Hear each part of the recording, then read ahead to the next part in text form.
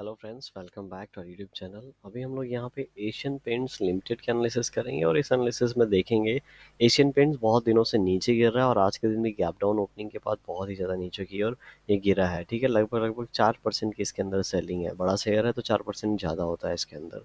देखेंगे और कितना ये नीचे गिरेगा। ठीक है, टेक्निकली समझने की इसकी कोशिश करेंगे। कल के लेवल के बारे में देखेंगे और आने वाले दिनों के लेवल के बारे में भी हम लोग यहाँ पे देखेंगे इसे। अगर आप इसे अभी देख रहे होंगे तो आपको पता चल रहा होगा। सबसे पहले थोड़ा सा हम लोग बड़ा टाइम फ्रेम पे चले जाते हैं, मंथली टाइम फ्रेम पे, तब हमें ये अच्छे से समझ में आएगा। अगर हम लोग मंथली टाइम फ्रेम पे इसको देखेंगे तो एक ये रेंज में फंसा हुआ है, हम सभी को दिख रहा होगा कि ऊपर की ओर 3586 के आसपास ये 3 बार ट्राई किया और हर बार एक विक बना के आ गया। मतलब जैसे इस लेवल के आसपास जाता है कोई ना कोई अपना माल यहाँ पे सेल कर देता है और ये नीचे की ओर आ जाता है। और इस बार ये यहाँ पे एक बहुत बड़ी बाइंग कैंडल हम लोग को देखने को मिली थी। अब उसी के अपोजिट में यहाँ पे हम लोग को एक बड़ी सेलिंग कैंडल लास्ट मंथ की जो है सेलिंग कैंडल देखने को मिल रही है। यहाँ से नो डाउट ये ऊपर जाने की कोशिश किया था, लेकिन ये जो एट लास्ट ये प्राइस एक्शन पैटर्न बना है ये नीचे की ओर जाने वाला बना है। ठीक है, डाउन ट्रेंड दिख रहा है हम लोग को मंथली टाइम फ्रेम पे। हमें क्या करना चाहिए? तो इतना बड़ा कैंडल बनने के बाद जनरली क्या होता है कि बहुत से शेयर यहाँ पे देखिए, ये नीचे आने के लिए यहाँ पे ऑलरेडी 1-2 मंथ यहाँ पे ट्राई किया है, लेकिन क्या हुआ था, यहाँ से रिटर्न हो गया था, फिर से आया है। अगर ये फर्स्ट टाइम आ रहा होता तो यहाँ पे एक छोटा कैंडल बनने की हायर प्रोबेबिलिटी होती, लेकिन ये सेकंड टाइम आया इसलिए यहाँ पे छोटा ही कैंडल बनना चाहिए। लेकिन अभी हम लोग को डीप सेलिंग देखने को मिल रही है। ठीक है, नीचे का जो इंपॉर्टेंट लेवल है 2677 से लेके 2750 के आसपास का एक रेंज है, मतलब एक 100 रुपीज़ के आसपास का एक जोन है। ये अभी मंथली टाइम फ्रेम पे इसलिए जोन बड़ा है। ठीक है, तो यहाँ पे जोन है, इसके बीच ये आ सकता है, ऐसे चांसेस हैं। लेकिन अगर एक चीज़ हम लोग मान के चलेंगे, टेक्निकली जो ब्रेकआउट लेवल होता है, ठीक है, ये जैसे यहाँ पे ब्रेकआउट लेवल है जो कि है यहाँ पे कितना है, लगभग लगभग 2900। एक मिनट हम लोग देख ही लेते हैं इस लेवल को। लगभग लगभग 2900 के आसपास है। ये एक ब्रेकआउट लेवल एक सपोर्ट की तरह काम करता है और ये वही यहीं पे हुआ था, ये सपोर्ट लेके ऊपर की ओर चला गया था। अभी ये सपोर्ट एक ये जो ब्रेकआउट लेवल था एक सपोर्ट की तरह काम नहीं करेगा, इसलिए जो बायर जोन है 2715 ये अब एक सपोर्ट जोन की तरह काम करेगा। एक बात ध्यान में रखेंगे, बड़ा शेयर है, अच्छा भी शेयर है, तो इसके नीचे इसको नहीं जाना चाहिए। टेक्निकली इसके नीचे जाएगा तो एक बहुत बड़ा जोन है जिसको ये बना के ऊपर से नीचे आ रहा है, तो इस जोन को यहाँ पे नीचे ये टेक्निकली प्रूव करेगा। तो फिर ये लेवल्स जो है हमारे लिए बहुत नीचे के 2000 से लेके 250 के बीच के लेवल्स दिख रहे हैं। लेकिन अगर इस तरह का कुछ सिचुएशन बनता है, नीचे जाता है लेकिन क्लोजिंग ऊपर दे देता है, तो फिर से यहाँ पे बुलिश हो जाएगा और ऊपर इसके हम लोग ऊपर जाने का वेट कर सकते हैं। मंथली टाइम फ्रेम पे कैंडल देख के कुछ ना कुछ पोजीशन बाई करके रख सकते हैं। एक बार इसका फंडामेंटल आप ज़रूर चेक कर लीजिएगा कोई भी डिसीजन लेने के पहले। ठीक है, जब मंथली यहाँ पे आके ये हॉल्ट करेगा तब। अब हम लोग वीकली टाइम फ्रेम पे चलते हैं और वहाँ समझते हैं क्या सिचुएशन है। तो वीकली टाइम फ्रेम पे ये पिछले 4-5 वीक से बहुत तेज़ी से नीचे गिरा और यहाँ पे जब ये आया था तो मुझे लग रहा था कि यहाँ से रिटर्न हो जाना चाहिए, क्योंकि एक ब्रेकआउट लेवल था लास्ट टाइम का। यहाँ से एक बार ज़रूर ये होल्ड लेके ऊपर की ओर ट्राई किया था, लेकिन फिर से आया था तो यहाँ पे ऊपर पुल बैक होने की प्रोबेबिलिटी थी, लेकिन कितना ऊपर जाएगा ये कंफर्म नहीं था।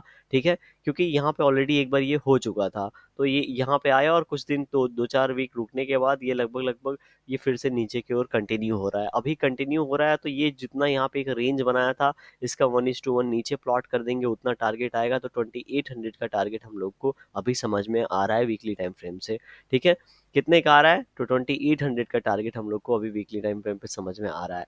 तो 2800 के बाद क्या होगा? देखिए, ये बहुत बड़ी सेलिंग हो चुकी है। ठीक है, अब होने के बाद यहाँ पे अब ये धीरे धीरे सेलिंग होगी। क्यों? क्योंकि कहीं ना कहीं ये अपने एक सपोर्ट जोन में जा रहा है, और जब भी कोई शेयर अपने सपोर्ट जोन में जाता है तो उसकी सेलिंग की जो स्पीड है वो कम हो जाती है, अनलेस अनटिल वो बार बार आके सपोर्ट को हिट किया हो। ठीक है, 4-5 बार ये सपोर्ट अगर हिट हो रखा है और फिर से आ रहा है तो तेजी से नीचे की ओर निकल सकता है। लेकिन अभी देखेंगे बहुत दिनों बाद, लगभग लगभग अप्रैल की बात है, तो उसके बाद अभी आ रहा है, मतलब यहाँ पे चांसेस है। ठीक है, इस यहाँ पे चांसेस है कि ये अभी यहाँ पे थोड़ा सा सपोर्ट ले एंड सपोर्ट लेके यहाँ पे हॉल्ट करने की कोशिश करे।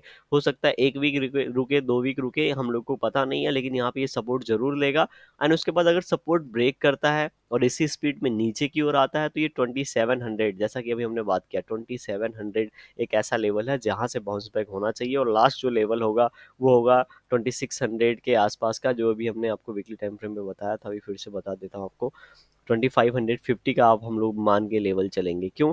अगर ये लेवल ब्रेक होता है और ब्रेक होने के बाद हम लोग वेट करेंगे उस मंथ का कैंडल ऊपर की ओर क्लोज देता है तो वेल एंड गुड है, अदरवाइज उस मंथ का कैंडल नीचे की ओर क्लोजिंग दे देता है 2550 के नीचे, तो हम लोग इसमें से मतलब फिर एग्जिट कर जाना चाहिए, क्योंकि टेक्निकली ये यहाँ पे अच्छा साउंड नहीं करेगा, लेकिन फाइनल डिसीजन आपको अपनी एनालिसिस के बाद में ही लेना है।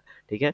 अब यहाँ पे अभी अभी हम लोग क्या कर सकते हैं, ठीक है, अभी हम लोग इसको 2800 तक आने का वेट कर सकते हैं और इस जोन में आने का वेट कर सकते हैं। इस जोन में आने के बाद यहाँ पे वीकली टाइम फ्रेम बनता है, देखिए यहाँ पे आया और यहाँ पे क्या किया इसने, डब्लू टाइप पैटर्न बनाया। ठीक है, यहाँ पे ये डब्लू टाइप पैटर्न यही कंफर्म हो गया था, ये हमारा हो जाता है एसएल, ये हो जाती है हमारी एंट्री लॉन्ग टाइम के लिए, तो अच्छा रिटर्न हम लोग को यहाँ पे मिलता है। मिनिमम 1:2 हम लोग यहाँ पे इस पैटर्न में बुक करने की हमेशा कोशिश करते हैं। अब फिर से इन्हीं लेवल से इसको रिजेक्शन मिला और ये नीचे की ओर आ रहा है, तो एक डब्ल्यू टैप पैटर्न हम लोग यहाँ पे वेट करेंगे। अगर ऐसा यहाँ पे डब्ल्यू टैप पैटर्न मिलता है तो हम लोग एंटर कर सकते हैं, इसका एसएल यहाँ पे रखेंगे, एंट्री यहाँ पे होगी, और जो हमारा टारगेट है मिनिमम 1:2 का लेके रखेंगे। लेकिन अगर ये तेजी से ऊपर की इन लेवल्स के आसपास आ जाता है तो एग्जिट नहीं करेंगे, क्योंकि अगर तेजी से आ रहा है मतलब हायर प्रोबेबिलिटी है इस बार ये इन लेवल्स को ब्रेक करके ये जो नीचे की ये पूरा जोन बनाया उसको ऊपर की ओर 1:1 हम लोग को टारगेट दे। समझ रहे हैं? तो ऐसी प्रोबेबिलिटी है यहाँ पे।